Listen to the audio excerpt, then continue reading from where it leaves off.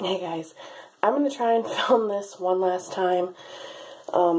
This is literally the 5th time today that I've attempted to film this video. It just seems like something is constantly coming up and making it impossible for me to finish. Either Wyatt's constantly flushing the toilet, or he's running the faucet, or he's throwing water all over the bathroom floor. My husband keeps calling and is always in the middle of filming, and obviously I want to talk to him because he's gone out of town for work. So I have to keep stopping what I'm doing to talk to him, to fill him on what's going on. And then you throw in the technical difficulties I appear to be having with my camera, where like the video would stop and the audio would continue, and then the video would pick up so that the audio and video would be off. It's been ridiculous, and I look tired because I am tired because it's late at night. It took me forever to get Wyatt to sleep again.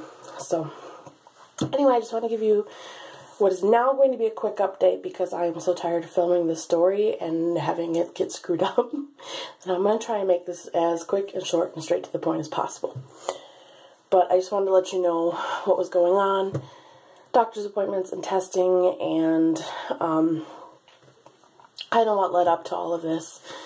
For the last year and a half, Wyatt has been experiencing these episodes. He will get a fever from 102 to 104, vomiting.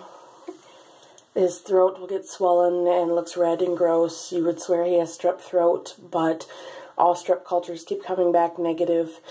He keeps acting like he has some sort of infection that his body is trying to fight off, but we can't find any source of infection, so there is no treatment for it. And like I said, this has been going on for probably about a year and a half now. I brought it up in mid-August. He had an appointment. We ran another strep culture. It was negative. And that doctor told me to talk to our regular doctor. So I set up an appointment at the end of August with our regular doctor. And I printed off calendar pages of like the last 8 or 9 months. And I took a big black Sharpie and I just marked, here are the days that he's sick. So the doctor could see physically, this is how often he gets sick. And this is for how long. Now, Wyatt was getting sick I mean, he's having these episodes. He's not really sick. But he's having these episodes of fever and vomiting every 4 to 6 weeks. And it would last 4 to 5 days. It would typically start in the morning with him having kind of a low-grade fever, 99, maybe 100, just being lethargic and clingy and whiny, and just your typical sick kid kind of behavior. And, you know, that would be 7, 8 o'clock in the morning, and I would know by 8 o'clock that night he'd have that fever of 102 to 104, and he would be vomiting, and he would be sick for the next, 4 to 5 days. So I showed the doctor, and he agreed with me that this is more than just regular illness, because up until then he had been telling us, kids get sick, that's their job, that's how they build their immune system, and don't worry about it. All kids get sick. But obviously this was something more, and seeing that on paper, he finally agreed with us that this wasn't normal. So we started with some basic blood tests. He had a couple different tests, and nothing came back abnormal. Everything looked good. Everything looked healthy. The only thing that was off was his iron. His hemoglobin was just a little bit low. It was kind of borderline, but his ferritin, which is his iron reserves, was low. Not dangerously low, nothing to be too worried about, but low enough that we did need to cut back on the amount of milk he was drinking during the day, and starting him on an iron supplement. And then we'll check back in 6 months, do another blood draw, and see if that has helped. Hopefully it will. I've been cutting his milk with water and sneaking the iron drops into the milk, and he's completely unaware that anything's going on and doesn't seem to care. Doesn't even know that he's getting half the milk that he used to. So, since everything there looked good, he had a an e-consult with someone from the pediatric infectious disease department, and they kind of went over Wyatt's history and what's been going on and symptoms and what have you. And that doctor decided that he wanted to talk to me in person and be able to examine Wyatt on his own. So we went in this morning to meet with him, and he just asked a bunch of questions. He examined Wyatt really quickly, just your basic, even kind of well child exam, checked his ears, his throat, that kind of stuff. Asked a ton of questions. We chit-chatted for a while, and he said, from what I told him, from the symptoms or whatever, it's a very classic case of what is called PFAPA. It's a fever disorder, and he gave us a little sheet here. PFAPA, and there I highlighted where it explains what PFAPA stands for. Yeah, he gave us this little handout for friends and family, just a quick overview of what PFAPA is. Now, my friend Samantha had actually mentioned it to me in the past. She has a friend whose daughter suffered from similar symptoms, and she thought that Wyatt sounded an awful lot like this friend of hers' daughter. So she brought it up to me. Ethan and I did a lot of research on it, thought, wow, I mean, that's Wyatt to a T. That's exactly what's going on with him. And I brought it up to his doctor, and he said he wanted to kind of rule everything out first, start at the bottom and work our way to the top. And then if nothing pans out, we'll look into things like fever disorders. Well, nothing panned out, so obviously that was what we were looking into now. The doctor is very confident that that's what Wyatt has. Most kids that have this will have the fever and one or two other symptoms. Wyatt has the fever and all the other symptoms. So it's obvious that this is what it is. And it is genetic. So nothing we did as parents caused it. There is nothing that we could have done to prevent it. It is in his genetic makeup, and that's just, it was going to happen no matter what. Which is a huge relief for me. I'm sorry, my throat. I got hot chocolate here with me because my throat is going and my voice is going, and I just really don't want to be sick. Anyway, so yeah, big relief to me as a parent, because you always wonder if it's something that you're doing or something that you're not doing right.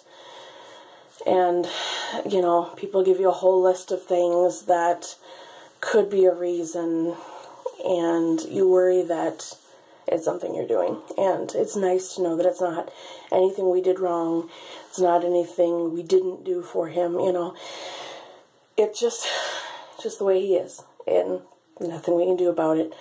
The good news is that while the disorder itself is common, having more than one child in the family with it is not very common. It is possible, but it's not very common. And the doctor said with all of the families he has that has this disorder, 2, maybe 3 families have more than one child with it. So, you know, the odds are good that Adelia will not have it, and we won't have to worry about her being sick like Wyatt has. And, you know, even if she does exhibit symptoms, we know what they are, we know what to look for, and we can definitely figure it out and treat it a lot faster than we did with Wyatt. The explanation he gave me on what it is, basically, Wyatt has, because you think your kid is constantly getting sick, even though these aren't illnesses, they aren't infections, he's not sick. But because he shows symptoms of being sick, you assume that he has kind of a crappy immune system. But it's actually the opposite. He said that kids with PFAPA will have actually super strong immune systems, better immune systems than everybody else in the household. But theirs seem to hyperreact, and they don't know why.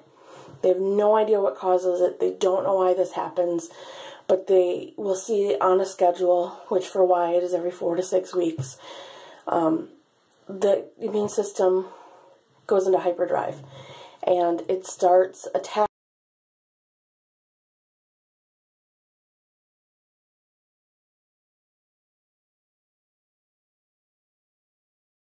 not there. And once it realizes that there's no infection, it stops and the illness ends. The episode is over, attack is done. And I've noticed that with Wyatt, where he'll be 102 fever and feeling miserable at night when he went to bed, and he'll wake up the next morning and he'll be fine. You know, yes, he's still kind of run down and weak from not eating for 4 or 5 days, but he's not running that high temperature and not vomiting anymore. So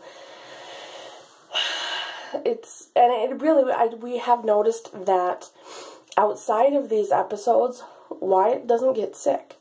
I can think of 2 colds he's had in his entire life and 1 stomach flu. That was obviously something other than this, because everybody in the house got this flu.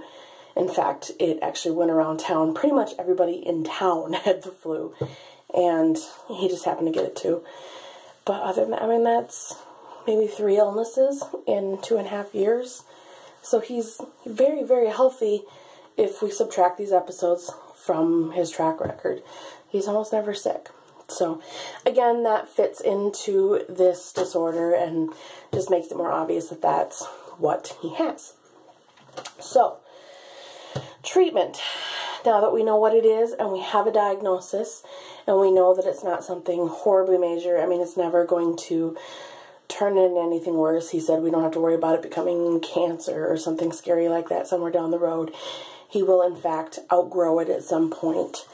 Usually between the ages of 5 and 10, they outgrow it. Obviously, there's people who come and go within the normal range, but most kids, 5 to 10. He gave us a prescription for a low dose of prednisone, which is a steroid. The steroid will stop the attack from happening. He said it usually takes 1 to 2 hours after administering the medication. I'm so tired, my tongue doesn't work. After he gets the pill, 1 to 2 hours later, we should see the fever and the vomiting going away. He said not all the symptoms might leave. They may not. His throat might still be swollen and red and kind of yucky looking, but the fever should go away. And without the fever, Wyatt doesn't vomit. So the vomiting should also stop at that point. We have to wait until his fever gets to that 102 and above point, because if you give the prednisone too early, it doesn't work effectively, and then the fever will come back the next day, and then you'll have to give him a second dose. So I just gotta wait till he gets sick, so 8 o'clock, and then we give him the medication, and you know, by 10 o'clock he should be comfortable, and the fever should be gone, and you know, God willing, he'll be able to go to sleep and feel better the next day. He said that the steroids can cause the episodes to become closer together. And if we get to a point where the episodes are every 2 to 3 weeks, we will then discuss removing his tonsils. He said 2/3 of the patients that have this and have their tonsils removed are instantly cured. Like, it's gone. They never have another episode. However, there is that 1/3 that it doesn't work for, and because of that, he doesn't want to start jumping off at surgery. He wants to start with the medication and see if we can't make something work with the steroids until Wyatt outgrows it. And actually, Wyatt hasn't had an episode since mid-August, so, and he said he's too young to outgrow it at this point, but he may be reaching kind of the next phase in the disorder where it's not gone completely, but there becomes a longer stretch of time between one attack and the next. So hopefully that's true, and hopefully we won't have to use it too often. I would much rather have every other month or every 3rd month than every single month, because it is exhausting. And I'm really excited to see it be 1 to 2 hours versus 4 to 5 days before he's better. So, I mean, obviously I hope he never has another attack his entire life, but the fact is he most likely will, and it'll be a couple of years before he outgrows it. So that's that. It's nice, like I said, it's nice to know that we have a diagnosis. It's nice to know that we have a prescription. We have something to combat it with. We have a light at the end of the tunnel. We know that if something doesn't work, we have other steps that we can go down and try to make it better for him. And my biggest fear was that he would have an attack while I was in the hospital, and being stuck in the hospital for, 3 to 4 days after having a C-section, I wouldn't be able to go home. And obviously that would be hard for me to not be home and taking care of him when he doesn't feel good. And then I didn't want my husband to have to make the decision, do I go to the hospital and be with my wife, who just had major surgery, and my newborn daughter, or do I stay home with my son, who needs one of his parents here to take care of him? I don't want him to have to make that decision. So now at least if Wyatt does have an attack while I'm in the hospital, we have medication to stop it in its tracks. And hopefully get him better to even be able to come and see his sister in the hospital. So hopefully that's no longer an issue. That takes a huge weight off my shoulders. Knowing that it's nothing that we've done. Knowing that it's not mold or our house isn't clean enough for some effect of living in a 100-plus-year-old house. That kind of stuff. Huge weight off my shoulders. Just, it feels good to know what's going on, and it feels good to have a game plan and to know where we're going. And God willing, I have now completed this video for what has been the 5th time of taping, and I will actually get you uploaded properly to YouTube, because I've been trying all day. Literally, it's been like 8, maybe 9 hours I've been trying to do this video, and it hasn't been successful. So, God willing, you will be up and running by morning. Anyway, I'm going to go finish my hot chocolate, and then I'm going to go to bed, because I am exhausted and I have to work tomorrow. But at least I don't have to get up and go anywhere. Not until the afternoon anyway. So, thank you for watching. Please feel free to subscribe. I put out a new video every 2 weeks when I put out a pregnancy vlog. I sometimes put out more videos depending on what I got going on. I'm looking to make another what's in your diaper bag, the toddler version before Adelia comes, and then I can make a toddler newborn version.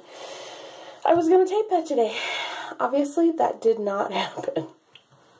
So, anyway, again, thank you for watching. Please subscribe. I really appreciate you guys taking your time and listening to me ramble while my poor, tired, pregnant brain gives up on me. Thanks, guys. Good night.